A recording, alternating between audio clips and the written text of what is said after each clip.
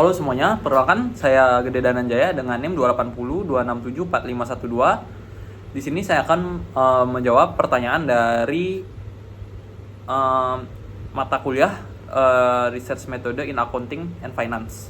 Saya akan menjawab pertanyaan dari 4 types of scales. Yang pertama yaitu identifikasi jenis skala yang digunakan pada tiap variabel. Jenis transportasi utama, peringkat kenyamanan, skor kepuasan, dan pengeluaran bulanan.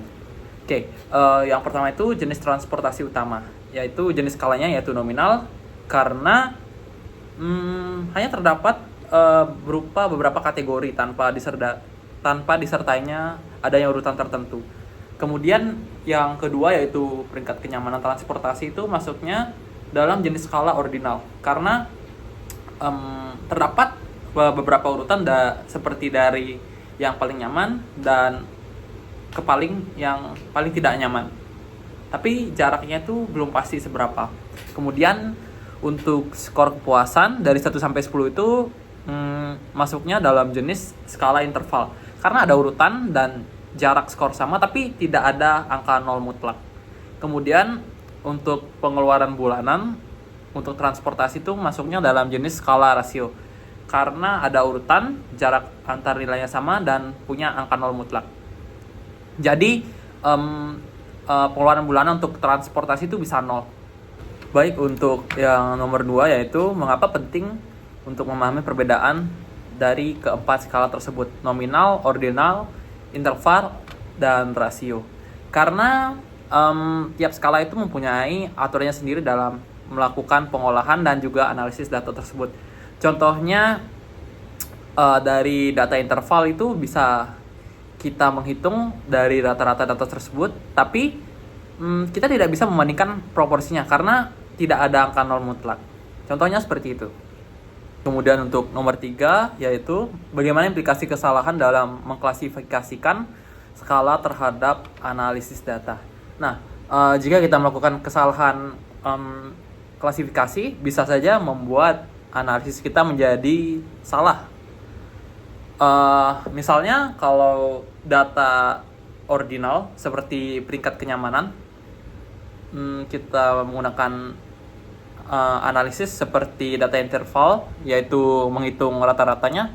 Nah, hasilnya itu bisa saja akan salah karena jarak antar peringkat itu tidak selalu sama atau tidak bisa dihitung mutlak berapa angkanya.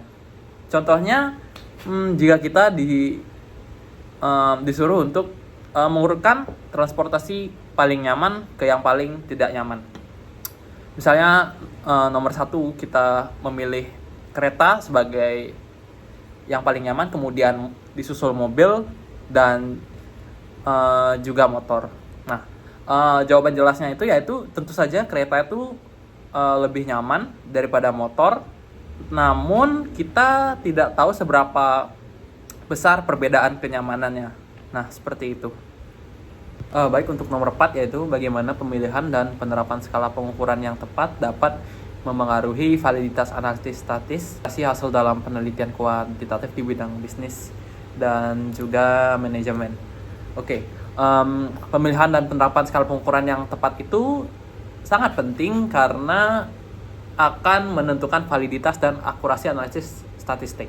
Nah, misal jika kita salah menggunakan skala untuk pengukuran suatu data tertentu, maka hasil analisis itu bisa salah atau dengan kata lain menyesatkan. Kemudian interpretasi menjadi salah juga, dan keputusan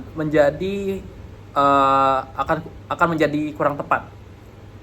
Contohnya, jika kita ingin mengukur kepuasan pelanggan dan hanya menggunakan pertanyaan iya atau tidak, itu akan cenderung menghasilkan data yang lebih sempit karena kita tidak langsung mengukur tingkat kepuasan mereka. Contoh, dengan kata lain, jika kita menggunakan angka 1 sampai 10 atau skala Likert, maka kita bisa melihat hasil dari tingkat kepuasan pelanggan tersebut, sehingga data yang kita gunakan akan menjadi lebih valid.